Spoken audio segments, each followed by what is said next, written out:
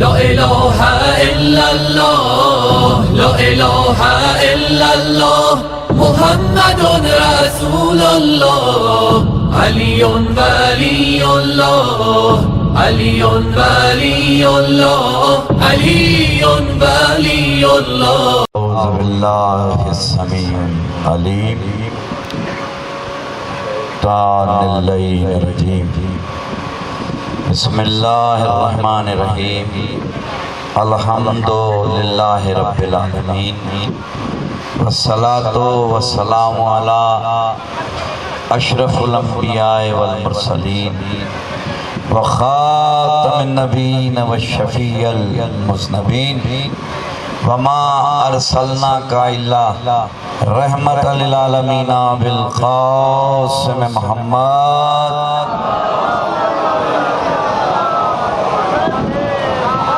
واہل بیتہ طیبین الطاہرین المعصومین المظلومین۔ اما بعد فقد قال اللہ تبارک و تعالی فی محکم کتابہ الحکیم وقولہ الحق بالحق، بسم اللہ الرحمن الرحیم، ینصرون اللہ ورسولہ اولئک هم الصادقون۔ درود پڑھ دے محمد وآلہ۔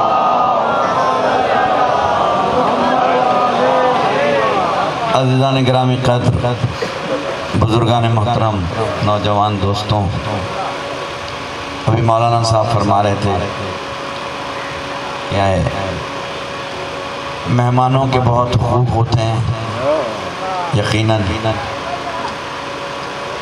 مہمان کا قدر انہی کو ہوتا ہے جو مہمان نواز ہو۔ اسی لیے ہم دنیا کو بتاتے ہیں کہ عزتیں میراث میں نہیں ملتی۔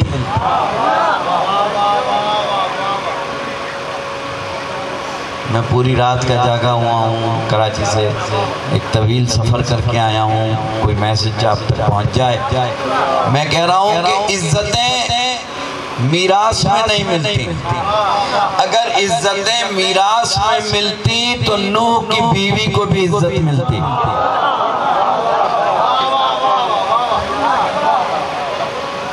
اگر عزتیں اور دولتیں میراث میں ملتی تو قرآن مجید میں خدا جناب لوط کی بیوی کو کافرانہ کہتا۔ الف لام سے والناس تک قرآن مجید کو اٹھا لیجیے، میں ذمہ دار۔ نبی کا احترام ہے، نبی کی بیوی کا احترام نہیں ہے۔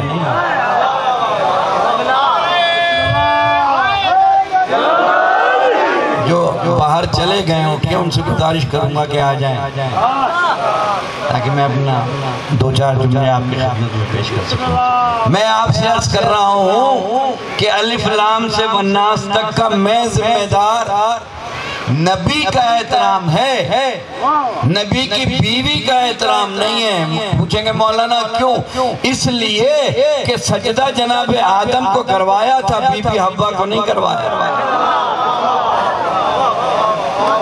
اگر بی بی حوا کو بھی خدا سجدہ کروا لیتا تو کوئی عورتوں میں سے خاتون کھڑی ہو جاتی کہ ہم میں سے بھی نبی بناؤ۔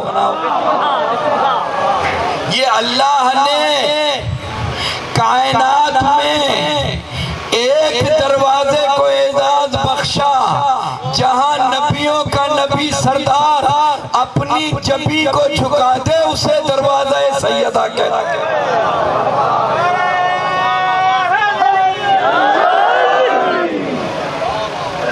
دنیا تلاش کرے سچوں کو، جھوٹ کے سمندر میں سچائی کا جزیرہ ہے تلاش کرنا۔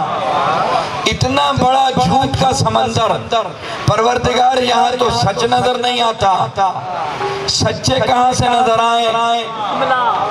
دنیا کہتی ہے جمہوریت، ڈیموکریسی۔ کون سی جمہوریت، کون سی ڈیموکریسی؟ ابھی میں آ رہا تھا، روڈوں کا حال دیکھ رہا تھا، یہ ووٹ لے کے جاتے ہیں، دوبارہ نہیں آتے۔ یہ حاکم ہیں، انہیں حکمران کہتے ہیں۔ اگر ایسے حکمران ہیں تو پھر ہماری لغت میں جانوروں میں اور حکمرانوں میں فرق بتاتے ہیں۔ اگر حکمرانی، میں اپنے استاد محترم سید العلماء مولانا سید حسن عباس رضوی اللہ مقامہ، جنہوں نے مجھے اس قابل بنایا منبر میں بیٹھنے، ان کے جملے یہاں ان کو ایصال کر رہا ہوں کہ اگر طرز حکمرانی کا انداز دنیا میں یہی ہو کہ صرف لے لیا جائے دیا کچھ نہ جائے، تو پھر حکومت حاکم شام جیسی ہو سکتی ہے، علی جیسی نہیں ہو سکتی۔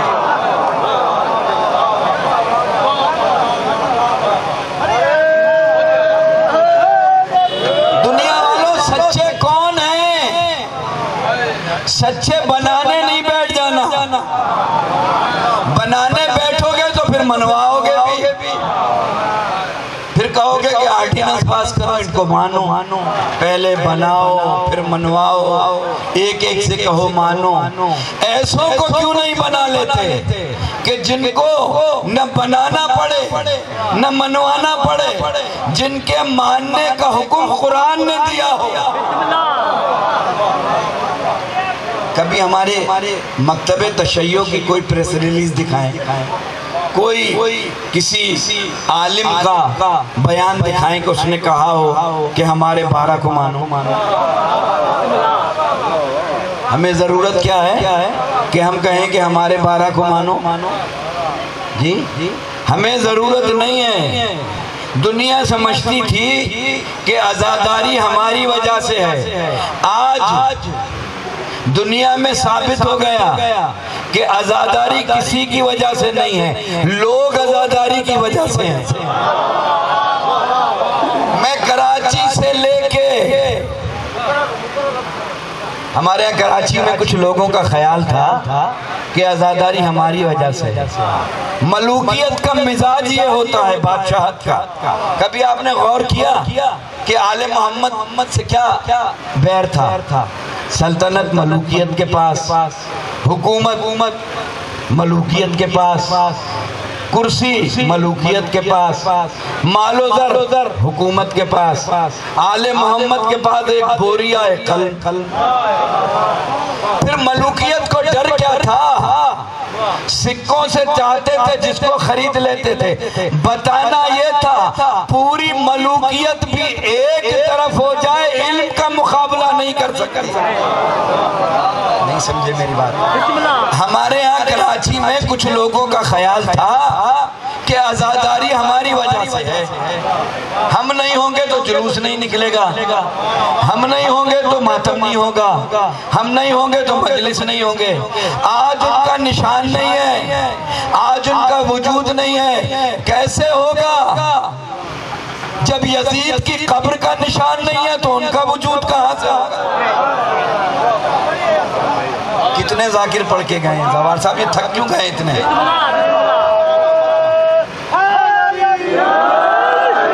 کہاں سے لائیں سچے؟ بنانا نہیں۔ مولانا شبلی نعمانی نے لکھا ہے کہ قیامت کا دن ایسا ہوگا جہاں بڑے بڑے ولیوں کو اپنی بخشش کی فکر ہوگی، تو ایسا نہ بنا لینا جسے قیامت میں اپنی بخشش کی فکر ہو، ایسا بنانا جو تمہیں بخشوا دے۔ کہیں وہ اپنی کوئی وڈیرا اپنی لائن میں لگاؤ، تمہاری والی لائن میں، کہ مجھے بھی بخشوا دو۔ تم کہو گے دنیا میں تو ہم نے ایسے نہیں بنائے کہ جو صرف کہیں کہ ہم دنیا میں ہی کام آئیں گے۔ ہمیں وزارتوں سے کیا، ہمیں کرسیوں سے کیا، ہمیں حکومتوں سے کیا، ہمارا تعلق کیا ہے؟ حکومتوں سے تعلق کیا ہے ہمارا؟ میرے مکتب کا ماضی بڑا شاندار ہے. دنیا نے دیکھ لیا تھا کہ اگر کہیں انقلاب آ سکتا ہے دنیا میں تو ملوکیت سے نہیں آ سکتا. ایک مرجع بوری پر بیٹھ کر ایسا انقلاب برپا کرتا ہے کہ شہنشاہ ایران اس کے سمندر میں بہہ جاتا ہے. دنیا نے سمجھا کہ اگر کہیں انقلاب آ سکتا ہے تو مکتب تشیع میں آتا ہے اور دنیا میں نہیں آتا. ڈیموکریسی سے نہیں آتا, جمہوریت سے نہیں آتا. انہوں نے کہا انہی میں ڈرارے ڈال دو, انہی میں ٹکڑے کر دو, تاکہ جب ان کے ہاں انفرادیت ختم ہو جائے گی تو پھر کہاں سے انقلاب. اس منبر پر جب تک کتابیں بیٹھی رہی دنیا آپ سے لرزتی رہی. آپ نے کتابوں کو چھوڑ کے کتابچوں کو بٹھانا شروع کر دیا.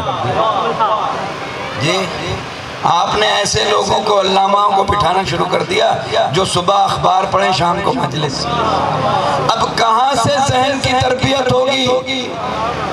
ذہن کی تربیت کون کرے گا؟ جب ذہنی تربیت ہی نہیں ہوگی قوم کی تو کہاں سے انقلاب, کہاں سے انقلاب کی راہیں. کیا کر دیا مولانا؟ ذرا سی بات کر دو. مولانا کیا سیاست شروع کر دی؟ کیا سیاست کی بات شروع کر دی آپ نے؟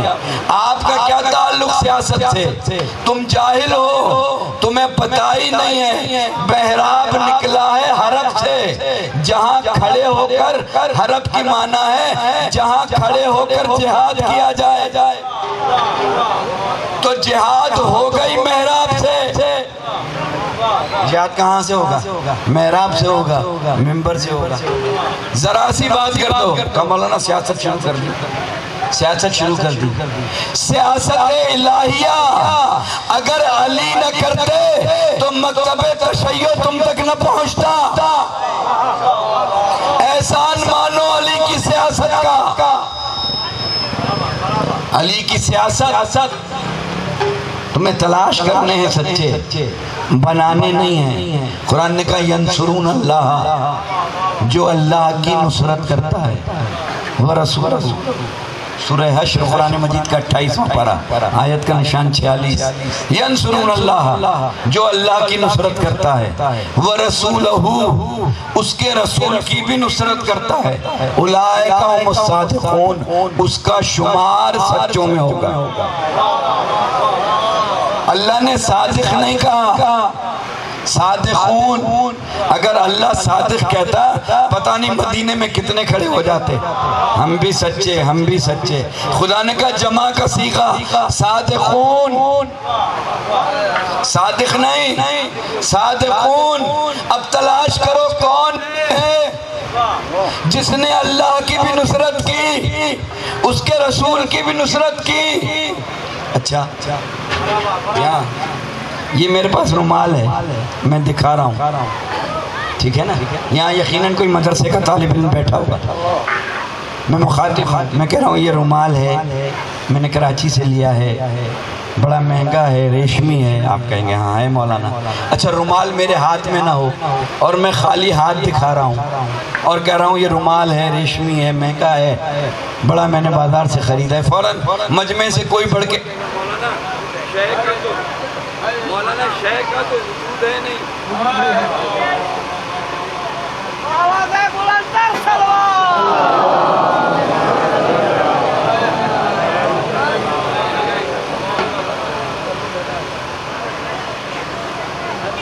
آواز ہے بلندر سلوات.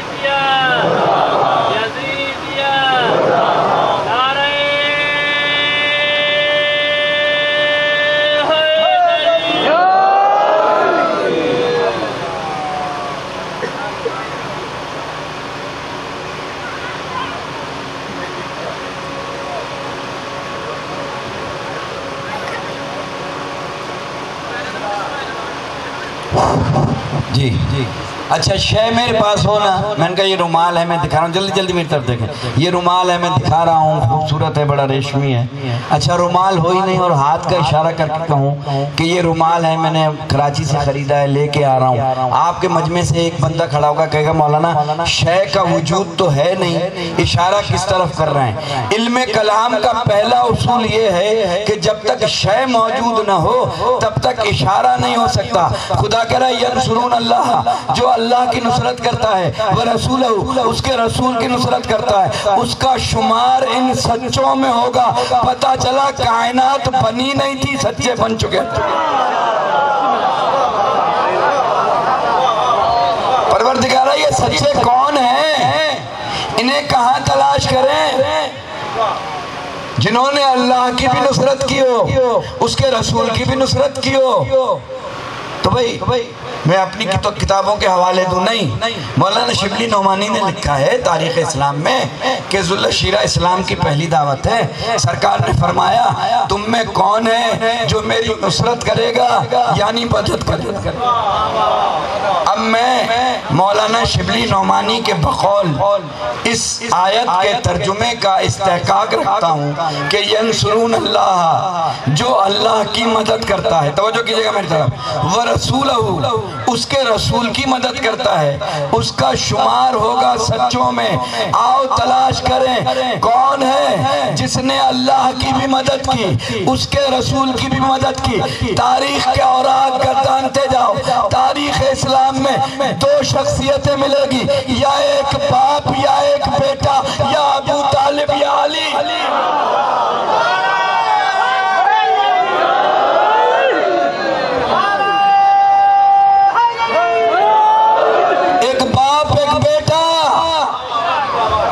جس نے اللہ کی بھی مدد کی, اس کے رسول کی بھی مدد کی.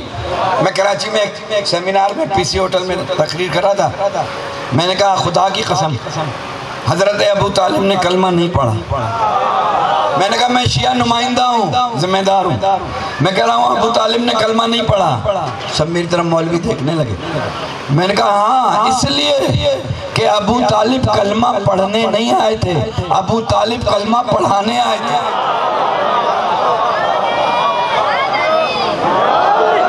ابو طالب کیوں کلمہ پڑھتے بھائی, کیا ضرورت تھی؟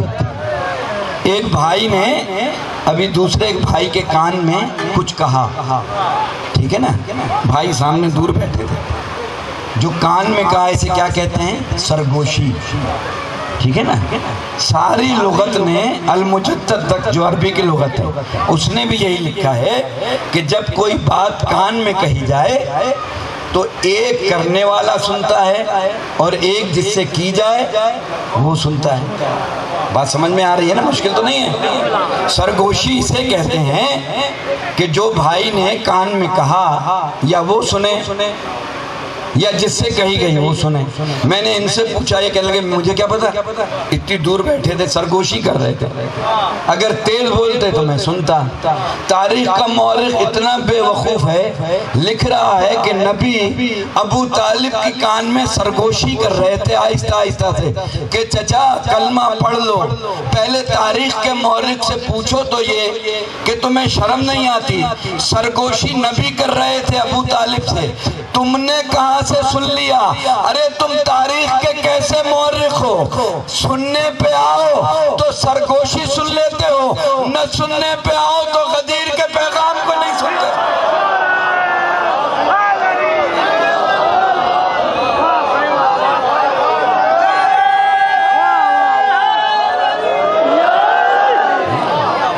تم سننے پہ آؤ تو کان کی بات سن لیتے ہو, نہیں سننے پہ آؤ تو غدیر کا اتنا بڑا اعلان بھول جاتے ہو, یاد نہیں تھا. کیوں نہیں سمجھی دنیا؟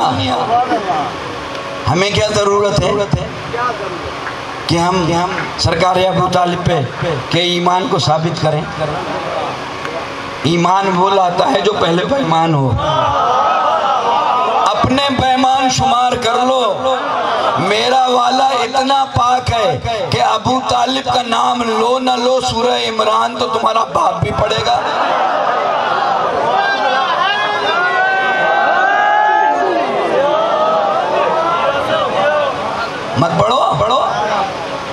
سورہ آل عمران مت پڑھو، سورہ آل عمران تو پڑھنی پڑے گی اور بتانا پڑے گا۔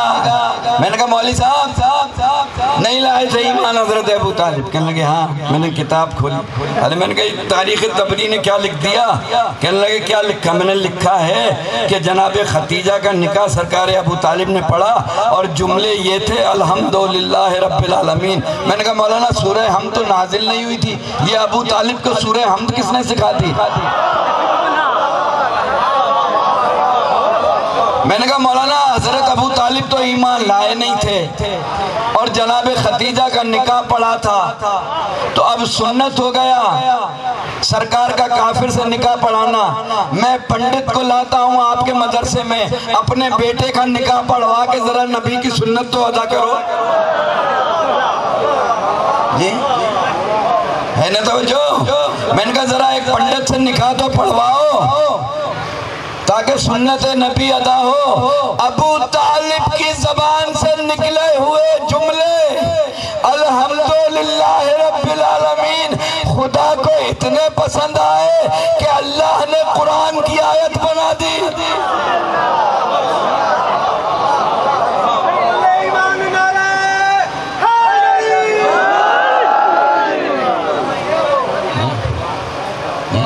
خود ہی لکھ رہے ہیں کہ صاحب 800 دائیاں لائی گئی مگر حضرت موسیٰ نے دودھ نہیں پیا کسی دائی، قصص الانبیاء میں۔ کہا کیوں نہیں دودھ پیا؟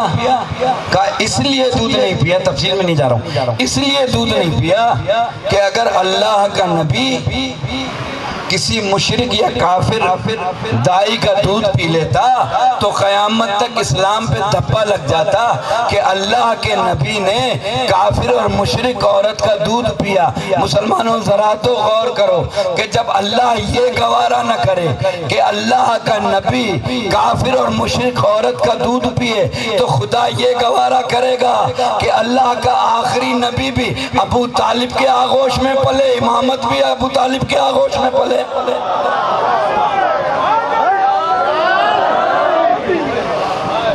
میں عالم آن لائن کے پروگرام میں بیٹھا تھا، سحری ٹرانسمیشن تھی اور حضرت ابو طالب پہ خصوصی نشریات تھی۔ سوال آیا سرکار ابو طالب کے ایمان پہ، جو مولانا تھے اہل سنت کے، کہنے لگے نہیں ہمارا تو بالکل ایمان ہے۔ میں نے ڈاکٹر صاحب آج میں مسئلہ حل کرنا چاہتا ہوں آپ کے توسط سے۔ میں نے کہا ساری کتابوں میں جتنی سیاستہ کی ہیں، جتنی صحیح جتنی بھی صحیح ہیں، جس کے آگے صحیح لکھا ہو لکھنے کی کیا ضرورت ہے؟ صحیح لکھنے کی کیا ضرورت ہے؟ یعنی جس کو شک نہ ہو اس کو بھی شک ہو جائے۔ میں کہوں نہیں میں ٹھیک ہوں، میں اچھا ہوں، اب میں زیادہ جب یہ تکرار کروں نا آپ کو شک ہو جائے گا کہ یہ اچھا نہیں ہے، جب ہی اپنے کو اچھا کہہ رہا ہے۔ تم نے ساری صحیح بنا کے خود ہی تو مشکوک بنا لیا اپنے کو، ہم نے تھوڑی بنایا۔ میں نے کہا ڈاکٹر صاحب آج مسئلہ حل کرنا دیتا ہوں، بات ختم۔ میں نے کہا مجھے بتائیے جناب ابن عباس راوی ہیں، کیا سرکار نے فرمایا آخری آدمی تک توجہ چاہ رہا ہوں ورنہ میں کراچی تک آپ سے ناراض جاؤں گا۔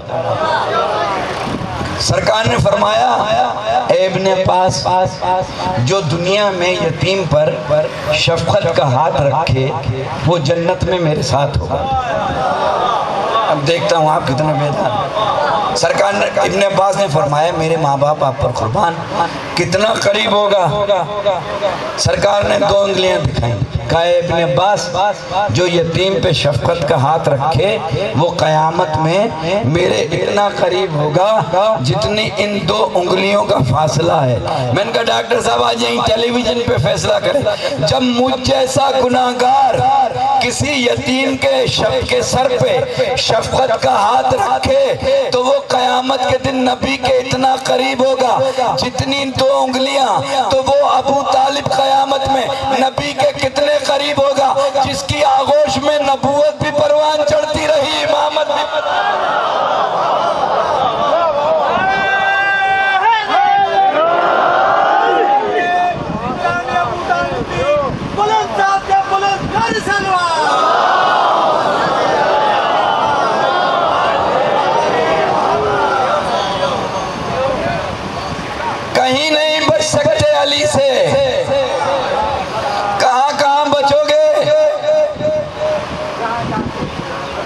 کہاں کہاں بچو گے؟ نظام علی، قبر کے اندھیرے میں روشنی علی، میزان میں علی، جی صراط پہ علی۔ بڑے نے پوچھا تھا نا، بڑے صاحب نے، یار آئیے مولانا تشریف، بڑے نے پوچھا تھا نا کہ یا رسول اللہ کیسے گزریں گے پل صراط سے؟ سوائق مورخہ میں ابن حجر مکی نے لکھا ہے کیسے گزریں گے؟ کہا جس کے پاس علی کا جواز ہوگا وہ پل میں گزر جائے گا۔ تو پل صراط پہ بھی علی، میزان میں بھی علی، ہر جگہ علی، کائنات میں کہیں علی سے بچ نہیں سکتے۔ ایک ہی جگہ ہے علی سے بچنے کی کہ ہر جا علی ملیں گے نہ دامن بچائیے، بچنا علی سے ہے تو جہنم میں جائیے۔ ایک ہی جگہ ہے علی سے بچنے کی۔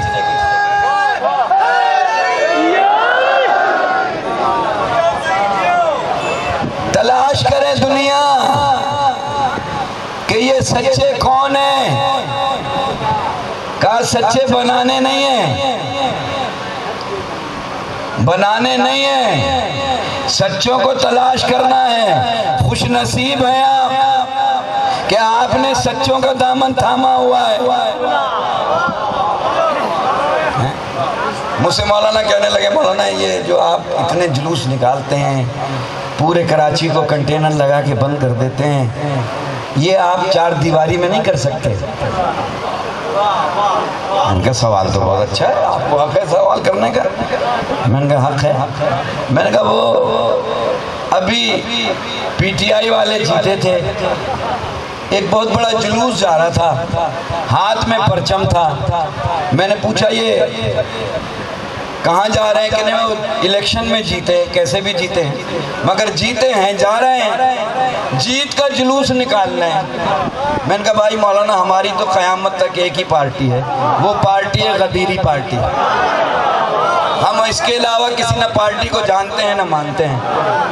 میں نے کہا وہ جلوس جا رہا تھا، جلدی کریں قبلہ تشریف لے آئے، بس آپ کی زحمتوں کو تمام کرو۔ کہ میں نے کہا جلوس جا رہا تھا، میں نے پوچھا یہ کیوں جلوس نکال رہے ہیں؟ کہہ رہے ہیں جیت کا جلوس نکال رہے ہیں۔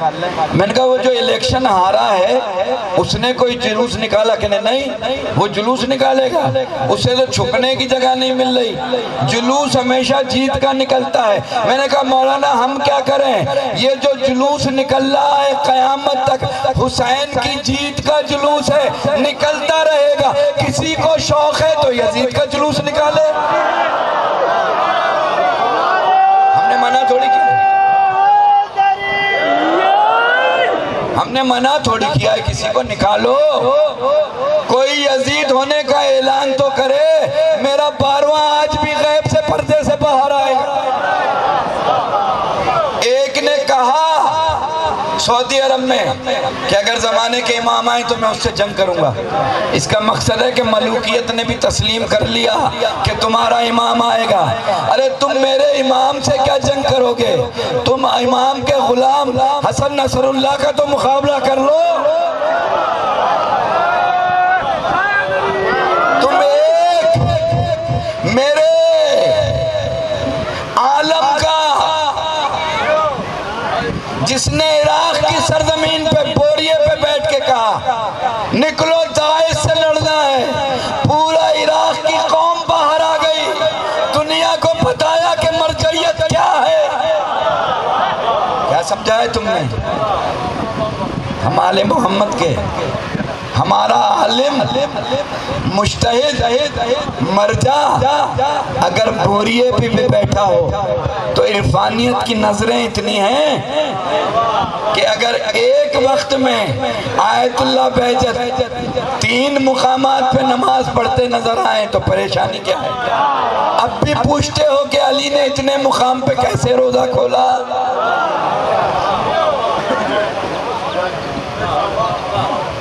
نہیں سمجھی دنیا؟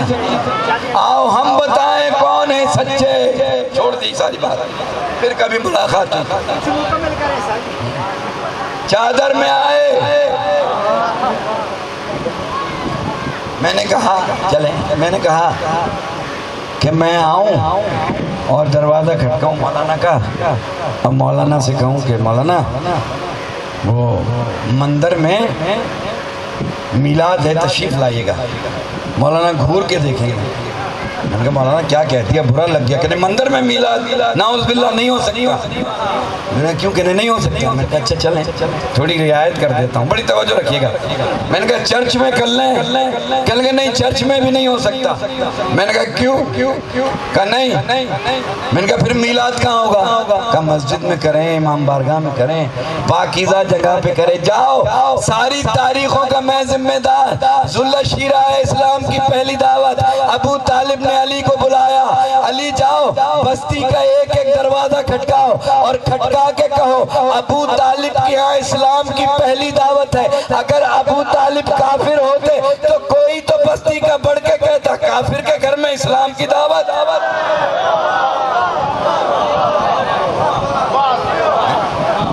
یہ چادر میں آئے، چھوڑ دی میں نے باقی باتیں، چھوڑ دی میں نے. یہ چادر میں آئے، ٹھیک ہے نا، یہ چادر میں آئے. اچھا کملی کا تو سب ذکر کرتے ہیں.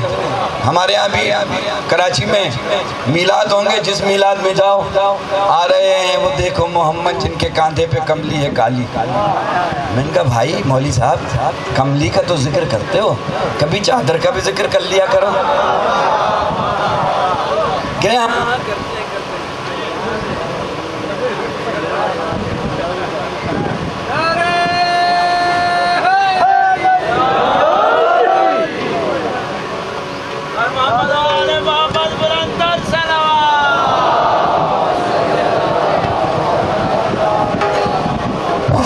ہاں بس سنیں. میں نے کہا کملی کا تو ذکر سب کرتے ہیں، چادر کا ذکر کر لو. نہیں کیا. میں نے کہا مولانا میں قسم کھا رہا ہوں تم کملی ہی کا ذکر کرتے رہو گے، چادر کا ذکر نہیں کرو. کہنے لگے کیوں؟ میں نے کہا کملی تو اکیلی ہے، چادر کا ذکر کرو گے تو بتانا پڑے گا چادر کے اندر کون تھا، چادر کے باہر کون.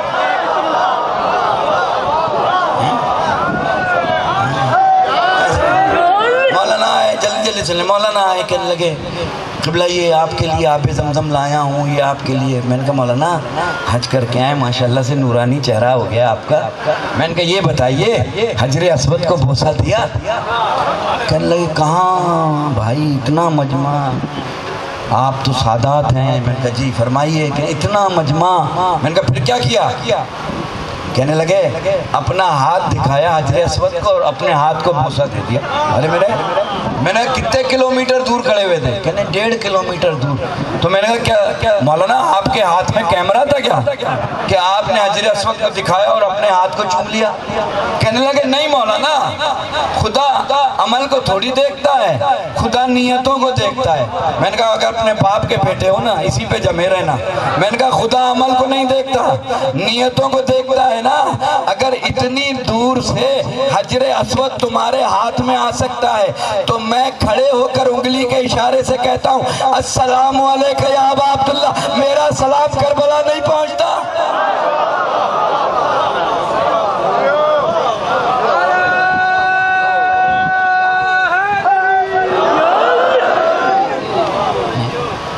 اچھا چلیں یہ چادر میں آئے، قبلہ و کعبہ تشریف فرمائے.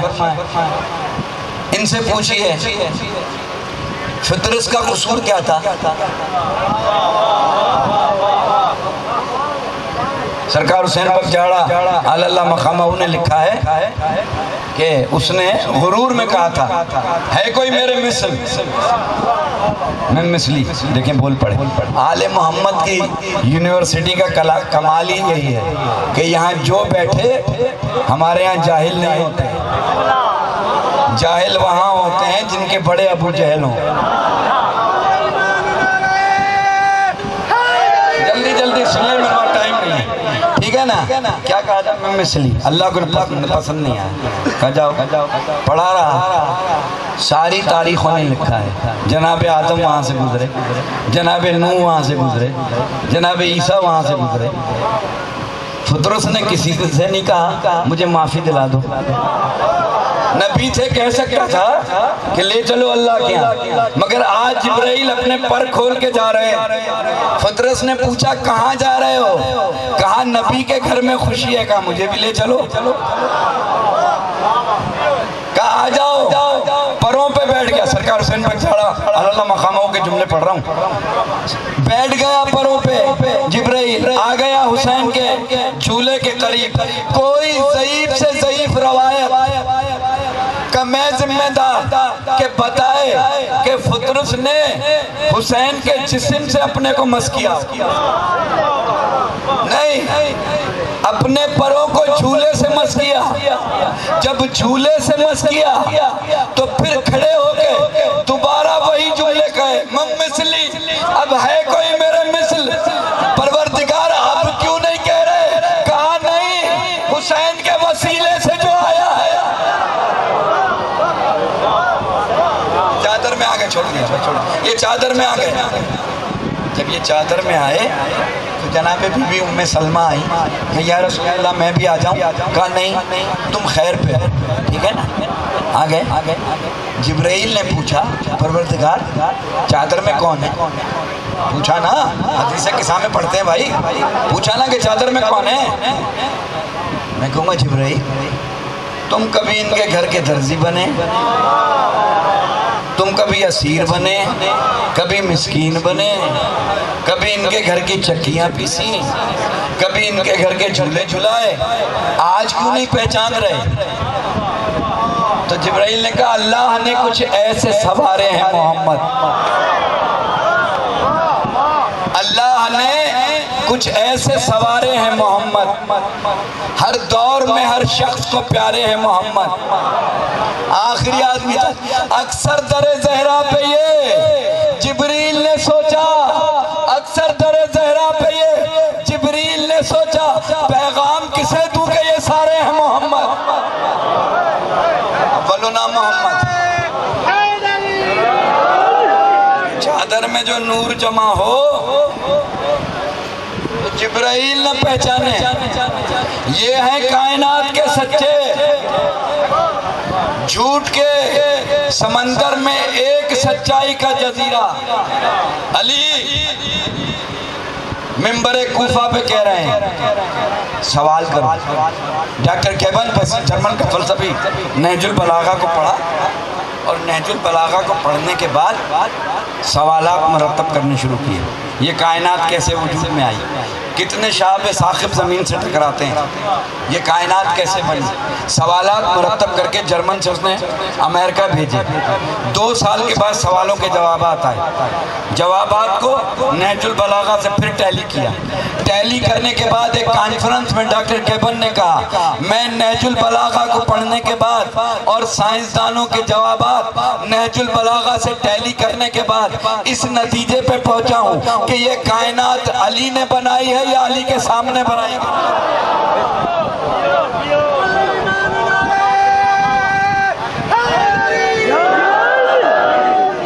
مگر علی ہر منزل پر کا کل کفر کے مقابلے میں کل ایمان کو بھیج رہا ہوں۔ یا رسول اللہ کہنے کی کیا ضرورت ہے، کہا دنیا کو بتانا تھا کہ بے وقوفوں جس کا بیٹا کل ایمان ہو اس کے باپ کے ایمان کی عظمت کیا ہو۔ کل کفر کے مقابلے، ٹھیک ہے نا؟ تلوار ٹوٹی ایک کی، ایک تو وہ تلوار ہے جو کبھی چلی نہیں تھی۔ علی کی ذوالفقار علی سے گفتگو کرتی تھی، سرکار نقن صاحب کے جملے ہیں، علی کی ذوالفقار علی سے باتیں کرتی تھی، ختم کر رہا ہوں، ٹھیک ہے نا؟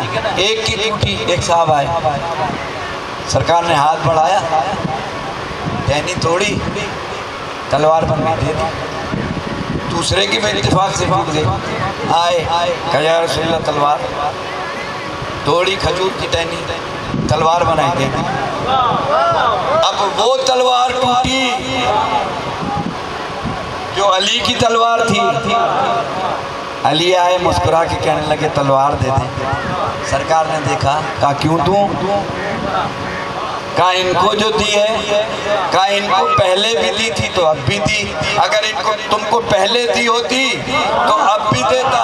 ابھی گفتگو جاری تھی کہ جبرائیل آسمان سے نازل ہوئے، لا فتح الا علی، لا سیف الا ذوالفقار۔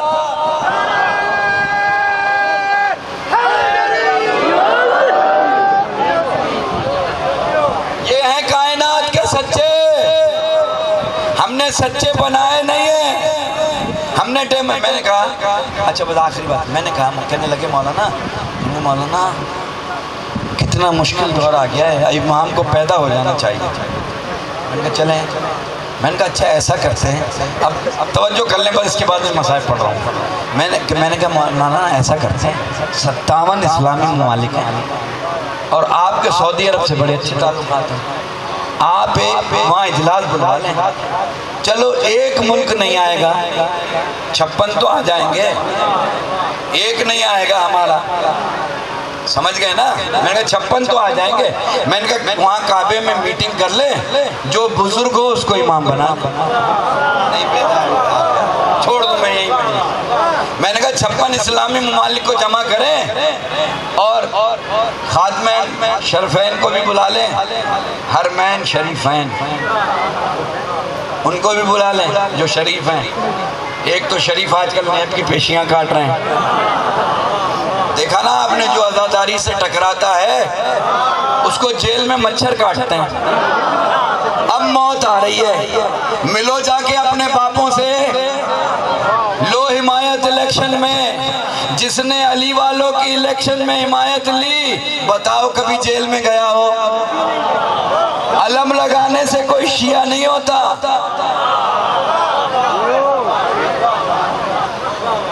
یہاں کوئی ڈر، یہاں تھوڑی کہہ رہا ہوں، شہدائے کربلا میں 5 وزیروں کے سامنے کہا ہم ڈرتے نہیں ہیں بھائی، علی والے ڈرتے تھوڑی ہیں۔ میں نے کہا علم لگانے سے شیعہ تھوڑی ہوتے ہیں، کالے کپڑے سے نہیں۔ شیعت فکر کا نام ہے، شیعت نظریے کا نام ہے۔ 2012 میں دنیا نے سمجھا، کراچی سے لے کے خیبر تک ٹارگیٹ کلنگ کر کے کہ ہم شیعوں کے جسموں کو ختم کر دیں گے، وہ بے وقوف تھے، انہیں معلوم نہیں تھا شیعت جسم کا نام نہیں ہے، فکر کا نام ہے۔ فکر ختم نہیں ہو سکتی۔ میں نے کہا آپ اجلاس کریں اور جو سب سے بڑا ہو اس کو بنا لیں۔ کہنے لگے ہم کیسے؟ بھائی توجہ کیجئے گا، آخری آدمی تک توجہ ہے، ہاتھ اٹھا کے بتائیں مجھے۔ ہاں، میں نے کہا ایک کو چن لیں، طاقت بھی آپ کے پاس، کعبہ بھی آپ کے پاس، خادمین بھی آپ کے پاس۔ کہنے لگے ہم کیسے بنائیں؟ میں نے کہا کیوں؟ کہنے لگے ہم نہیں بنا سکتے، توجہ کیجئے گا۔ میں نے کہا کیوں نہیں بنا سکتے؟ کہنے لگے خدا کا نمائندہ ہے، خدا بھیجے گا۔ میں نے کہا جب 12واں نہیں بنا سکتے تو سقیفے میں پہلا کیسے بنا لیا؟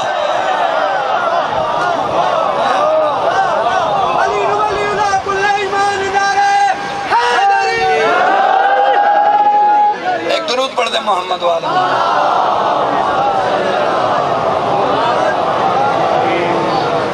میں نے کہا جب 12واں نہیں بنا سکتے تو پہلا کیسے بنا لیا؟ مولانا اٹھ کے بھاگ گئے، جواب نہیں ہوتا نا جس کے پاس۔ ٹھیک ہے نا؟ غدیر نہیں سمجھی دنیا نے، دنیا کو اگر غدیر سمجھ میں آ جاتی، کہا بس آخری جملے، کہا کہ ممبر لاؤ۔ ایک بزرگ نے پڑھ کے کہا یا رسول اللہ، پہلے کہا ہوتا تو مدینے سے لے آتے۔ کہا نہیں، مدینے والا ممبر نہیں، غدیر والا ممبر چاہیے۔ کہا کیسے، کیا کرے یا رسول اللہ؟ کہا یہ جتنے اونٹوں کے پالان ہیں نا جس پہ سواری کی جاتی ہے، پالان کہتے ہیں نا اونٹوں پہ جس پہ بیٹھا، کہا یہ سب کی ڈرائیونگ سیٹ اتارو اور ایک پہ ایک رکھو اور ممبر بنا لو۔ میں آیا یہاں کراچی سے مجلس پڑھنے، ایک صاحب نے دیکھا، کہنے بھائی مولانا تو 2 گھنٹے سے پہلے نہیں اترتے، میں تو آدھی مجلس میں چلا جاؤں گا۔ میں نے سن لیا، میں نے ایک بچے سے کہا، میں نے کہا جاؤ جلدی سے ان کی ڈرائیونگ سیٹ نکالو اور اندر بند کر کے تالا لگا دو۔ اب آدھے میں ان کو جوائیں آئی، اٹھے کہ لگے چلیں یار، میں نے کہا تھا نا مولانا 2 گھنٹے سے پہلے اترنے والے نہیں، چلتے ہیں۔ جا کے جھانکا، دیکھا ڈرائیور سیٹ نہیں ہے، کہا اب کہاں جاؤں، اندھیرا ہے، رات ہے، چلو مشکل ہے مولانا کی مجلس ہی سن لوں۔ رسول سب کی ذہنیت جانتے تھے کہ علی کی ولایت کا اعلان انہیں ہضم نہیں ہوگا، کہا سب کی ڈرائیونگ سیٹ اتار دو، کوئی بھاگنے نہ جائے تب تاکہ میں علی کی ولایت کا اعلان کروں۔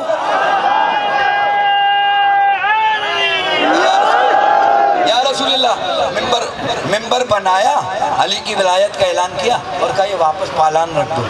یا رسول اللہ، ممبر بنایا تو توڑا کیوں؟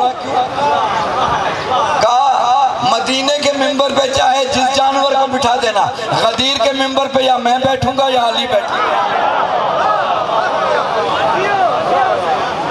کہنا کہ اتنا بڑا بات سے بات کیا کروں، کہا اتنا بڑا خطبہ کیوں دیا مولانا؟ میں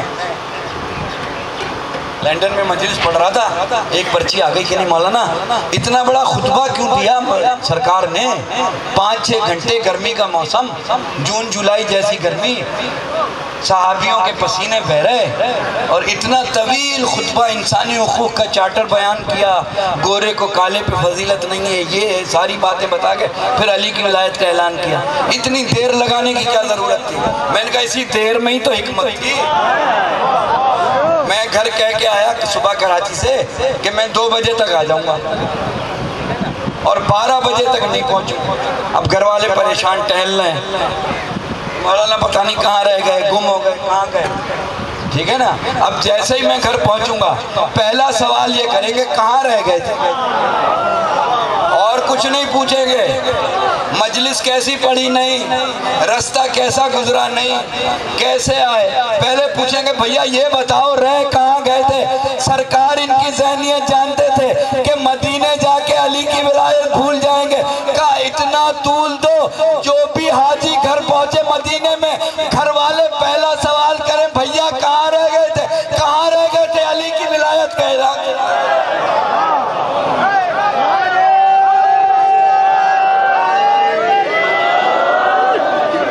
درود پڑھ دے محمد والے بس عزیزوں، عالم دین تشریف فرمائے، میں طالب علم ہوں، اللہ آپ کو سلامت رکھے۔ غدیر کا انتخام ہے کربلا، یا رسول اللہ مت بلند کریں علی کو غدیر میں، یہ مسلمان بدلہ لیں گے آپ کے بیٹے کے سر کو نوک نیزہ پہ بلند کر کے۔ فضائل جیسے بھی سنو، مصائب غریب بن کے سنا چاہیے۔ اللہ جانے کہیں، خدا کی قسم میں سید نہیں ہوتا یہ جملہ نہ کہتا، اللہ جانے کہیں فاطمہ زہرا سر کے بال کھولے بیٹھے۔ سرکار کبن صاحب اللہ مقاموں فرماتے تھے کہ جب کوئی چیخ مار کے جوان روتا ہے نا تو حسین کی ماں مجلس میں بیٹھی ہوتی ہے، ہاتھوں کو اٹھا کے کہتی ہے پروردگارا میرے حسین کے عزادار کو سلامت رکھا۔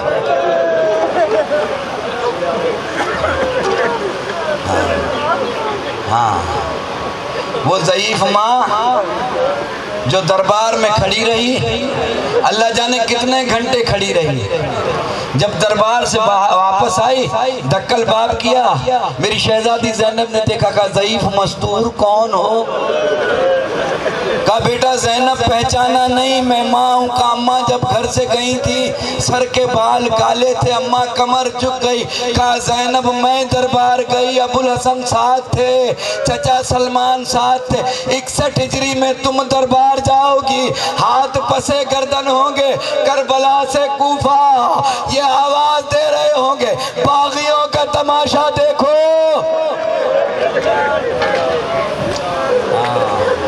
علامہ مجلسی علیہ رحمہ لکھتے ہیں محشر کا دن ہوگا، ایک ندا آئے گی، اے اہل محشر آنکھوں کو بند کر لو، فاطمہ زہرا کی سواری آ رہی ہے۔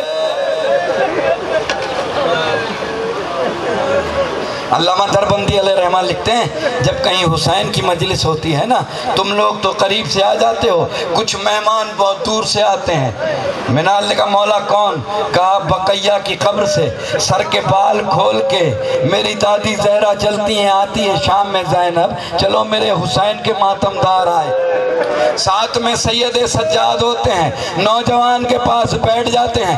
جب نوجوان چیخ مار کے روتا ہے، سجاد ٹھنڈی آہ بھر کے کہتے ہیں اے نوجوان یہاں تو رو رہا ہے، کاش اصل عاشور کربلا میں ہوتا، جب 70 قدم پہ میری پھوپھی دیکھ رہی تھی شمر خنجر چلا رہا۔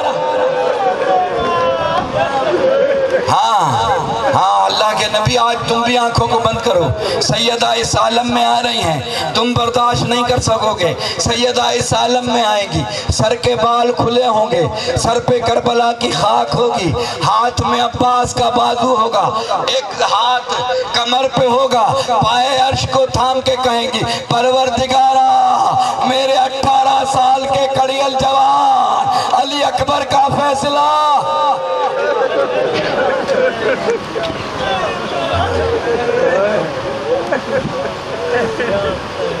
کیا کہا تھا؟ بس آخری جملے نہیں پڑھ سکتا، مسائل مولانا پڑھے گا۔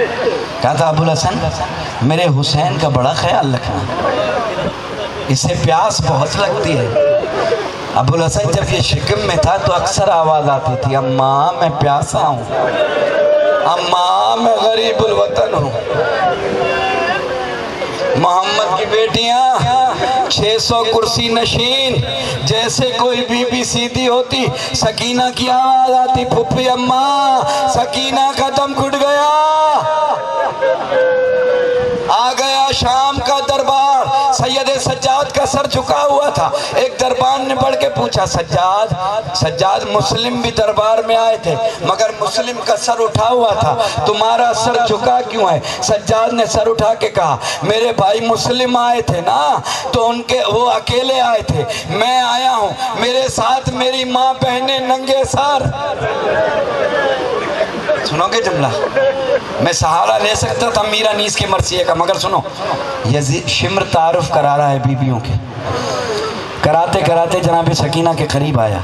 شمر کہتا ہے یزید یہ وہ بچی ہے حسین کی جسے 11 محرم سے لے کے اب تک میں نے سونے نہیں دیا، یہ جب بھی سوئی ہے میں نے تماچا مارا۔ یزید کہتا ہے بچی تمہارا نام کیا ہے؟ قسمت ہے تمہاری، تم جانو فاطمہ زہرا جانے۔ سکینہ کلام کرنا چاہتی ہیں، رسی اتنی سخت ہے، رسی کو ڈھیلا کیا گیا۔ سکینہ کہتی ہے میرا نام رقیہ بنت حسین ہے، سکینہ بنت حسین ہے۔ یہ کون بچی ہے جس کے لیے میرے زمانے کا امام کہتا ہے میرا سلام ہو اس بیوی پر جس کی کربلا سے کوفہ، کوفہ سے شام چہرے کی رنگت بدلتی رہی۔ اللہ جانے کیا سمجھو۔ کہا میرا نام سکینہ بنت حسین ہے۔ جملہ سننا، کہا میں نے سنا ہے، یزید کہتا ہے میں نے سنا ہے تمہارا بابا تم سے بڑی محبت کرتا تھا۔ کہا ہاں بہت محبت کرتا تھا۔ کہا جب بہت محبت کرتا تھا تو کیا کھانے کو دیتا تھا؟ کہا خرمے کھانے کو دیتا تھا۔ یزید نے کہا خرمے کھاؤ گی؟ شہزادی نے امامت کی طرف دیکھا، سجاد کی آواز آئی بیٹا سکینہ امتحان دے دو۔ سکینہ نے سر ہلایا، ایک تشت یزید نے آگے کیا۔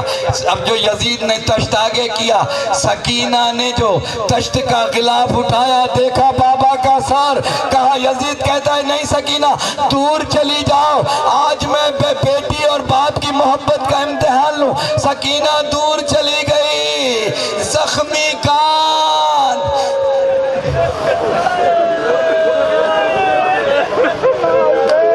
زخمی کان، تماچوں کے نشان، چپکی ہوئی خون میں پوشاک، جلا ہوا کرتا۔